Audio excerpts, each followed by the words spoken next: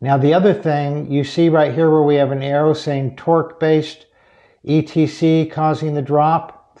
So this is something that we've only learned about recently, but it's been out there. A lot of people have known about it for years. We've only learned about it recently.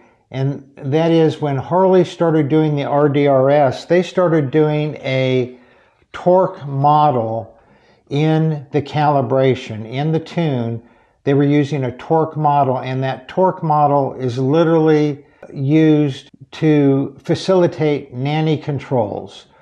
And so I'm going to read what it is, because instead of me meandering around talking about it, this is a really good succinct description.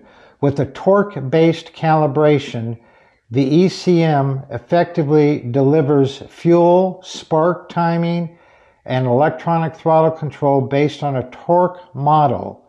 What this means is the ECM follows the torque model while monitoring engine load, RPM, twist grip, and other inputs, and it essentially determines how much power it is going to allow.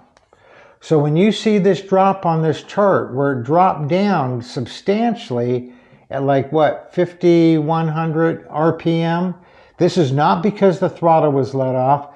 This is not because it ran out of air or it ran out because the exhaust was too restricted.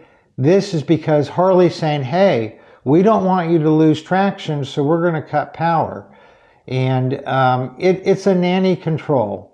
And I'll read you a little bit more about some of the reason for it. This is done for several reasons: as a means to reduce throttle sensitivity and abruptness, to reduce driveline shock load and stress, and to limit power output when necessary. When is it necessary? I guess it's necessary when you don't know how to ride and you think that the computer is going to know better how much throttle to give than you. So obviously that was one of our goals,